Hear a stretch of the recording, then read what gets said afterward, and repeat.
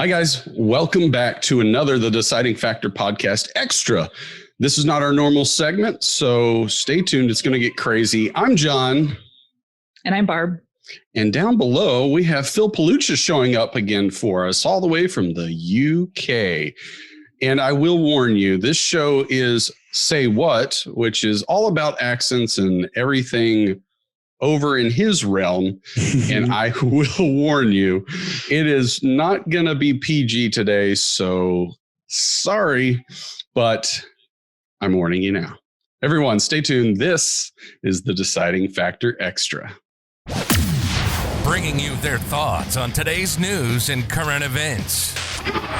Coming to you from Austin, Texas, this is the Deciding Factor Extra. With your hosts, Alton Hill and John Herzog.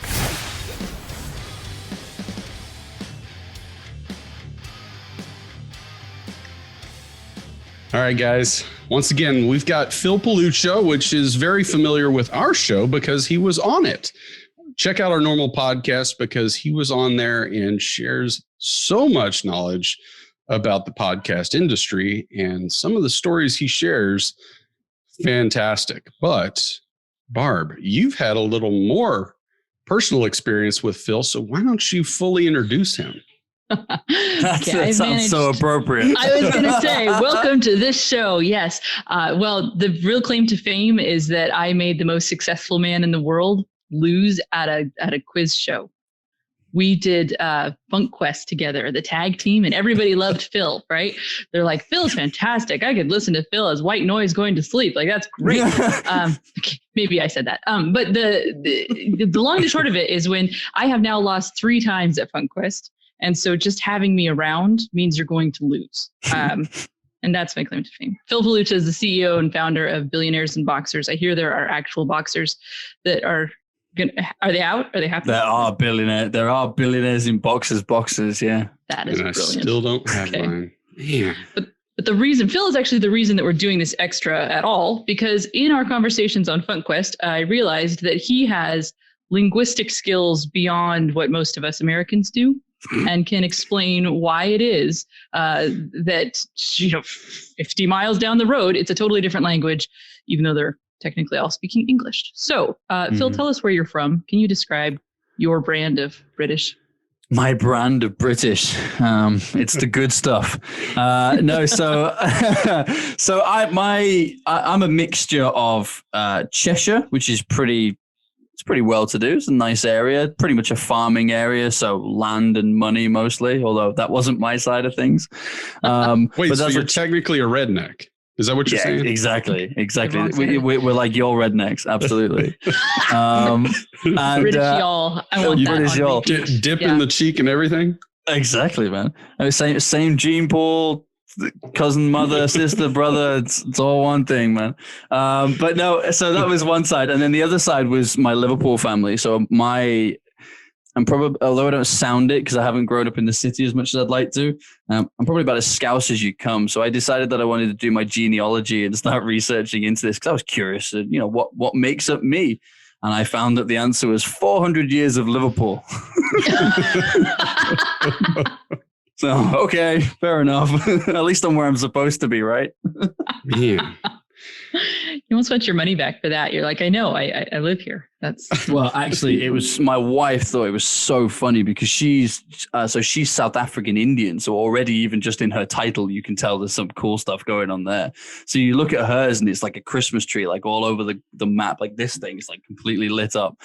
Mine, it's like Ireland, UK, northern France, and a little bit of Germany. And then it's like, you are 99.8% British. Congratulations. And I'm like, well, that's exciting. Y'all have done a lot of moving around, clearly. Yeah, absolutely. My family clearly like to travel as much as I do. Okay. So when we last did a Say What episode, we learned a little bit about how to fake being British in a pub. Which was educational to me. I found useful. I'm going to say it wrong. I was going to say sports are a big thing for the British, but that's wrong. It's not sports. Correct me. Go ahead. So it's not sports. It's we would never categorize people as kind of like sports fans as such, mostly because the sports attract such different types of audiences.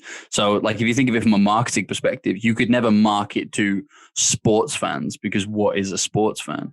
You know, the people who follow Formula One are not the people who follow cricket. The people who follow rugby are not usually the people who follow football. And then there are certain sports that just nobody cares about. Curling. Yeah, I even mean things Somebody like cares about people curling. people only care about tennis once a year, if I'm completely honest. Like they only care about tennis when Wimbledon happens, and that's because they want to get drunk and have strawberries. Yeah, and it's the hats, right? Strawberries. It's all about they the have hats like and the- they sell strawberries on Wimbledon Common, which is where strawberries and tennis became a thing. So now the British, like, we buy up loads of strawberries and cream, get drunk, usually on Pimm's, watching the tennis, and I don't even know what's happening half the time. And then I wait till the British guy gets knocked out, which is usually pretty early on, and then I go and do something else. Oh. You know, cricket. Oh, I've tried to like cricket. I really have. I mean, I should. Sounds awful, and I can say it now because I don't work there anymore. But I used to work for 2 international cricket unions, and I really don't like cricket. It's too long. It's like fake baseball, isn't it?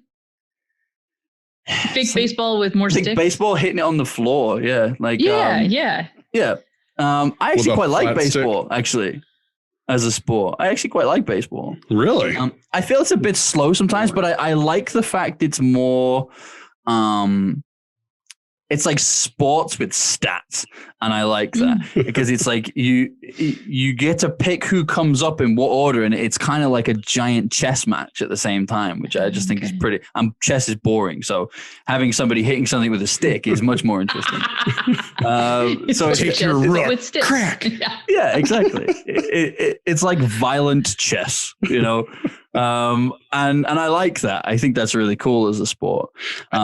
I like basketball, but mainly because I used to play it. I can't do that anymore because I can't jump. But Most white men can't. There's do you know what? I was really disappointed when this happened. So this probably happened when to you loads of turned people. white, or when you couldn't jump. When I realized I was white. No, what had happened? British. Yeah, exactly. What had happened was, in fact, funny story. So what had happened was I started playing basketball in school, and I was the best, right? I got to be captain of my school really quickly. I was killing it. It was great. Then the local town invited me to play, so I started playing with them. And then I did really well, so I got called up for the regionals, so I started playing for them. And then there was a professional side in Manchester called Manchester Magic, and it was ran by a guy called John Amici, who used to be from Knicks. He used to be a Knicks player back in the day. And he says, why don't you come down for a trial? So they basically signed me up off the back of watching me at school, and they gave me like 6 months to come play out there, right? I'm a 6'1" guy, and I have never felt so small in my entire life. Plus, I've never felt so intimidated in a changing room. Like, I go into the locker room, and like everybody's like 7 foot tall and black, and you know they take off their shorts and they've got like a third arm, and it's like, I don't want to be here. This is scary. You know, I'm never taking a shower ever again. You know, doing that thing that you do when you look like a girl in a sarong because you're trying to get dressed under a towel, like trying to shimmy down. So it wasn't a good experience. That's when you get the corner locker, and then you make sure you're facing the corner the whole time. No, you know, well, the big boys are in the corner, and I wasn't going to go and talk to them. So I have to get changed in the middle of the floor. It's fine. I'm going to take 30 seconds, and I'm going to be out of here. I never took a shower the whole time I was there. But yeah, so each sport here attracts like a different type of fan, and I think that you're more likely to talk about football fans or rugby fans or cricket fans than you would be to talk about sports fans. Okay, so you know London is fairly famous for roller derby, and you strike me as someone that would be a roller derby fan. They're really big on roller derby? Oh, London roller derby has, I don't know if they've actually won the worldwide what have you. They've come awfully close multiple times. Yeah, we like sports that we can do indoors. Roller derby is indoors. Because it rains here a lot. That's what I mean. That's why we like it. Yeah. We like places that are not so noisy, you know? Places that are indoors, places that we can get out of the rain. That's what you'll notice in football. You look at our stadiums. It's an outdoor arena, right? Same as your NFL stadiums, but only the players are outdoors. We're under a giant roof. You know, they can get wet. I'm not getting wet. Like, I've paid $30 to be here.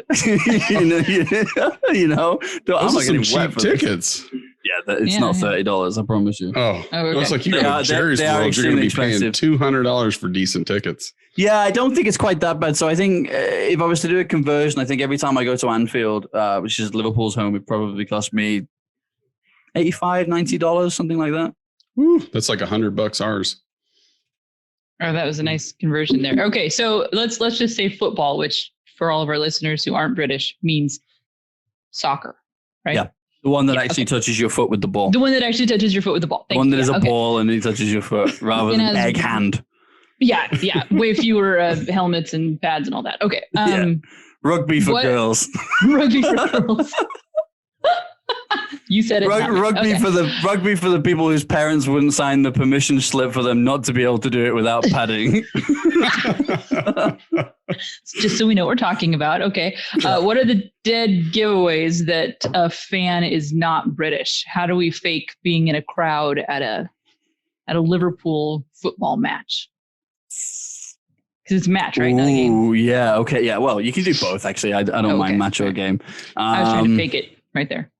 Is this the part where you're about to get really like X-rated or R-rated? No, maybe. Who knows? It just comes out, especially when I'm talking about sport. See? Like that. No S. Sport. Yeah, I knew sport. it wasn't just, so they leave off the S. Yeah. No, Donald's looking at me like I was nuts. I'm telling you. Yeah, we do it to you. We do it with you guys as well. So when Americans in particular say math instead of maths, you taught me that one. It's got an S on the end, dude. It's like, what's math? Like there's only one equation in the whole world, math singular. Like, I'm going to go learn math. It's like, once I learn that one, I'm all done. That's what I'm trying to teach my kids. Just learn this one and then we can stop. Yeah, maths. Because there's multiple equations. There's numerous, right? But there's only one sport, so go ahead. So I guess it probably starts with, all right, let's take it right from the beginning. And some people are going to kick off here. So like anyone listening to this is just my opinion. I appreciate I'm not speaking for everybody here, right? Good disclaimer. Yeah, disclaimer. Well, the reason I say that is you've asked me about Liverpool, and there are two sides to this. There are the local fans who some of them aren't actually great about the fact that we have overseas fans coming and taking tickets. So they see them as tourists. And when you turn up wearing full Liverpool gear and a cap and looking like you're on a day release, like you stand out like a sore thumb. Like, we already know you're American before you open your mouth. You know, you're wearing a giant baseball cap. You might as well be having a streamer and a flag behind you. Like, we know it's you. You're not hiding, you know? But then at the same time, like, I've taken people, including my father-in-law, who's from South Africa, to Anfield for the very first time. And I've seen what a special occasion that is. Like, he wanted to capture every single moment. He wanted to, like, if he could have recorded the entire thing on his phone, he would have done. Like, he wanted to embrace everything. He wanted to go to the stadium early, get his pictures taken. So I've seen it from both sides, okay? But I guess number one is do your research before you go. Okay. Don't turn up to a stadium knowing nothing about it. You know, there is a memorial to 96 lost Liverpool fans on one side of the stadium. And it's a very important part of the stadium for every Liverpool fan. In fact, most people, myself included, whenever they visit Anfield, will make a point of either laying flowers or going and giving the memorial a kiss on the way past. It's a sign of respect thing. And one of the things that has boiled my blood in the past is when people have stood there taking a picture of it going, what's that for? And it's like, you've got tickets to go inside this stadium and you don't even know what that's about. Like, any Liverpool fan will know that those 96 people and the 30-year fight to get them justice was at the core of our club for such a long time, especially as people my age. Like, I was a few months old when Hillsborough happened, which is the incident where these fans died. And so every single year there's been a fight for justice in a memorial stadium, a memorial service. Every game I was at, we would sing Justice for the 96 and we would get it on television. And so it was a big part. So do your homework, not just Liverpool, anywhere. Like our biggest rivals, Manchester United down the road, they have statues of their famous managers and a memorial for an air disaster that happened that killed a lot of their players and manager back in the 60s. Again, I'd be mortified if a United fan turned up to go and watch a game and didn't know what that memorial was or what it was about. Like it's a sign of respect. Okay. Interesting. That was way deeper than what I was thinking. I was ready to learn all the British words. But sports is a religion here. It's true. Right? I get that though. It's very true. And actually the roller derby thing has the same thing. Nobody wears the number 1. There's a lot of superstition. There's a lot of superstition here, but it's because it's so. It is such an important part of our lives. Like like the UK, depending on when you're listening to this, is still in lockdown now. We're in our 3rd lockdown and everything's gone to crap again. And the only thing that kind of saved our country, genuinely, it wasn't the feeding hungry kids. It wasn't giving out money for vouchers for food and shopping. It wasn't any of those things. It wasn't the social morale boost of applauding the NHS. It wasn't any of those things. It was the fact that they allowed football to come back on TV. Like, even if we weren't allowed in the stadium, just having football on TV, like most people I know, and this is me included, I arrange my week by when the games are. Like, I will look at the games and go, that's ours. So no one's touching that time. But that also looks like a good game, and so does that. So I'm going to block out those in my calendar. Okay. Like that's how you build up your week. So if there is no football there to fill that week, it just becomes this whole depressing void until the next time football happens. Do y'all have big eat outs, like barbecuing or grilling or anything like that? As fans? Yeah. No, I've seen tailgating and stuff. We don't really do that. I mean, it's more of a... Traditions here would be more kind of like dad and lad would go and get fish and chips before the game and eat them on the walk up to the stadium kind of thing. Dad and lad. I'm guessing that's dad and son. Yeah, dad and lad. Yeah, father and son, yeah. Dad and lad. So I don't understand this.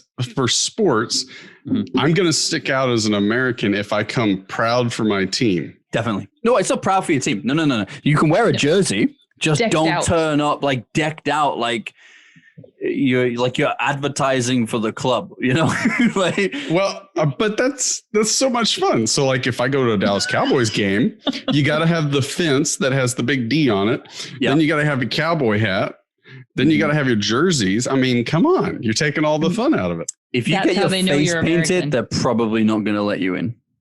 I'm so going now. If you take a bell or a vuvuzela, it's probably going to get hit over your head. If they're feeling nice. What's a vuvuzela? What did you say? Yeah, the South African horn, the thing that you heard all during like the 2010 World Cup that sounded like a swarm of bees. Like, yeah, it's such an irritating noise. I think I would enjoy British sport way more than I enjoy Texas. It's more of an opportunity for people to look, British people are quite reserved in. I mean, I'm not, but British people are quite reserved in their behavior, right? So, are you really? It doesn't sound like it. No, I'm not, but British people are. But Phil's only like 99.8%. Exactly. British. So there's that little bit there that comes out on the podcast. And you know what that 0.2 must be? I guarantee if it's this nuts, it's got to be American. If it's got to be, hasn't it? If it's pure crazy and it's not been diluted at all by the 98%, then it's definitely got to be American. Yeah. Makes sense to me. But no, but like it's you would never hug a stranger, but you would at football. You would never sing in public, but you would at football. You would never cry in front of loads of men, but you would at football. You would never join in with mass bullying of one person, usually the referee, but you would at football. There's nothing more beautiful than realizing that 80,000 people have just been chanting, "The referee's a wanker. The The referees. That's amazing. Like, I don't know what's that got to do to your ego? Like, I get a negative feedback on Twitter and I'm overthinking it. Like 80,000 people shouting at me. Like, I'm okay. Like, all right, I must be a wanker. Wow. Okay, that does lead me to my last question though, because I promised we wouldn't go over time. We got so much more we got to get into. We're gonna have to extend this. You're gonna have to come back.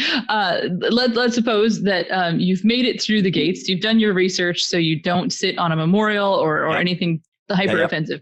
And then let's suppose that you actually manage to follow the sport enough that you catch what's going on, and you want to shout something. Mm-hmm. What do we say? It's best to stick to the insults because the names give your accent away. Okay. But we can fake through insults. Exactly.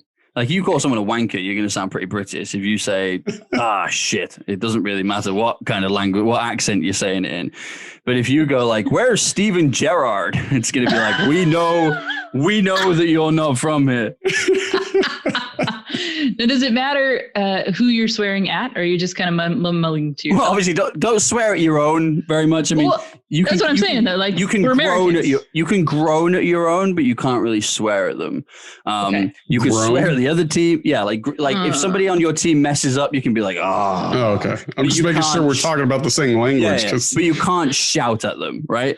Whereas the other team go nuts. I mean, obviously, avoid homophobia and racism. I mean, that should be a given anyway, but it does need saying still, unfortunately, in this day Phil and age. has great disclaimers. I feel like he could just write the small print on all of our shows. Like, go ahead and cuss out the other team, but don't say anything, Yeah. I mean, look, I think I could I've had this conversation before. This is going to be a weird way to wrap up a podcast. I've said before, I reckon you could rewrite most holy texts with the words, don't be a cunt.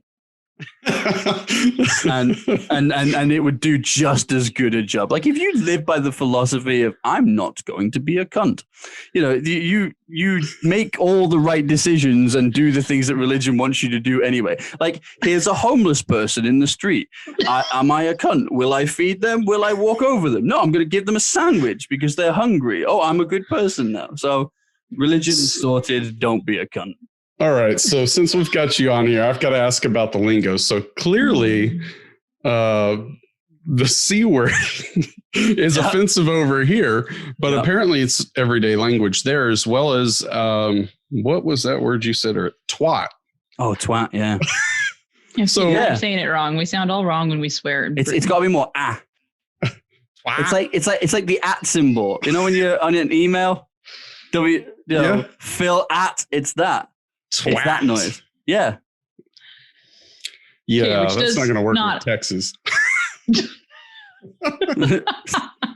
So what other words do y'all constantly use? And okay, let me go back.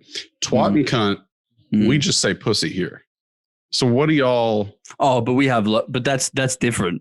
Like, you're talking about what it actually means. Like, the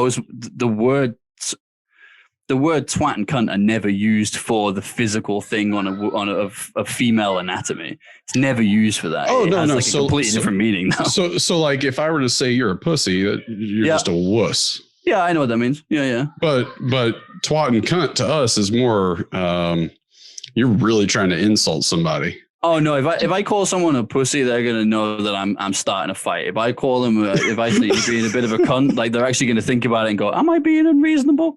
I mean, it's more of like I don't know how you'd use it. I told you before, didn't I? It was like you can introduce your friends that way.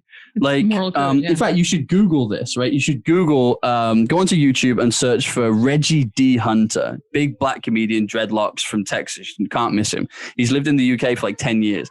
But he did this skit on accents, and he's like, he never understood why we insult our friends and stuff. He's like, someone will come in and they'll be like, oh, who's this? He's like, oh, this is my friend Paul. He's an absolute twat, but he's all right. He's my twat, and that's kind of what it is. Like, every friendship group has that guy who's a bit of a cunt, and he's a bit of a cunt, but he's your cunt, and he's a nice lad, and he's usually at the games with you, so it's fine. It's almost like your friendship group wouldn't be complete without that person. Like, if you're sat thinking, like, my friendship group doesn't have that person, you are that person. You are that person. Okay. Yeah.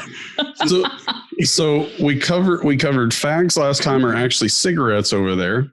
Yeah. What other words are kind of like okay there, but probably not okay here? John is desperate to get kicked off the internet. We use bollocks a lot. Okay, you were the one that taught me that it's a compliment, right? To say, wow, that meal was the dog's bollocks. The dog's bollocks, yes. There's a big difference between something being bollocks and something being the dog's bollocks. Something being the dog's bollocks is like it's top drawer. It's like the best it could be. Something being bollocks is, it was bollocks. Bollocks. So if I take it back to the football match. Yeah. It was bollocks. Well, then that means I'm saying they did. Yeah, that's saying they did really badly. You could say it about a decision. Like if the ball goes out for a throw-in and you feel the linesman gave it the wrong way, you'd go, bollocks. Okay, but if you just think he did a great job, then you would say, well, that was the dog's bollocks. You say that was the dog's bollocks, yeah. Yeah. Okay. But you kind of only say that once, you know what I mean? Like on the way out of the game, it does seem that way to me. That was the dog's bollocks, yeah. That was good. Because more than once, that would just be weird. More than once is weird, yeah. Don't talk about two dogs' bollocks. That's really weird. Just one dog is fine. Man. There's quite a few. I mean, it also depends on where you are. I mean, we were talking about accents, prior to the show as well. And the UK is quite unique in the fact that you can travel just a few miles down the road and get like a completely different accent. Like we can understand each other, but sometimes not really. I mean, there are places in the UK that I don't really understand what they say. I mean, there are places in the UK that it's like a town is basically like one giant family tree. So maybe you need to be in that family to understand what's going on there. Who knows? I'm not part of the family, so I wouldn't know. That you know of. Yeah, that I know of. I'm going to have to check my 98% heritage. Yeah. There's that 0.4. It's white British. There's definitely some inbreeding in there somewhere, isn't there? Let's be honest.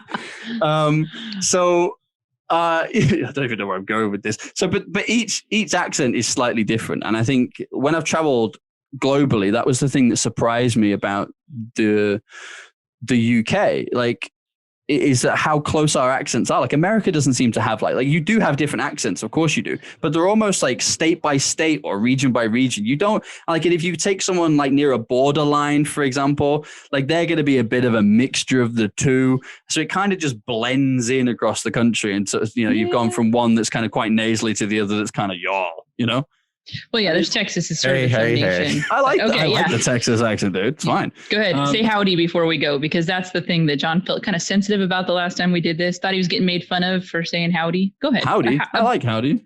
I mean, it reminds me of Toy Story, but I like howdy. A little bit, yeah. Okay. Well, I have learned so much. Of him. Let's kick him off the show. You got to come back to follow up with us, though, because that was fun. I now need to go wash my ears out with soap from everything I just learned. And you're welcome. Yeah, we definitely got to stay tuned because he is going to be on some more episodes coming up. So stay tuned. And if you want to complain about the language, don't send it to me. Send it to Phil. Yeah, send it to me. Yeah. I don't read them. Yeah. Apparently hit him up on Twitter because he loves to really think about what you say on there. So I do. All right, guys. That was Say What, and we will catch you on the next Extra as well as our normal podcast. All right. Say bye, guys. Bye. Thank you. Bye. This has been another episode of the Deciding Factor Extra, giving you food for thought on real-life issues. Be sure to click, like, and subscribe to this podcast, as well as all your big social media outlets, Facebook, YouTube, and Twitter. Don't forget to check out our website, thedecidingfactorpodcast.com, and give us comments and feedback. Until next time, stay safe and keep an open mind.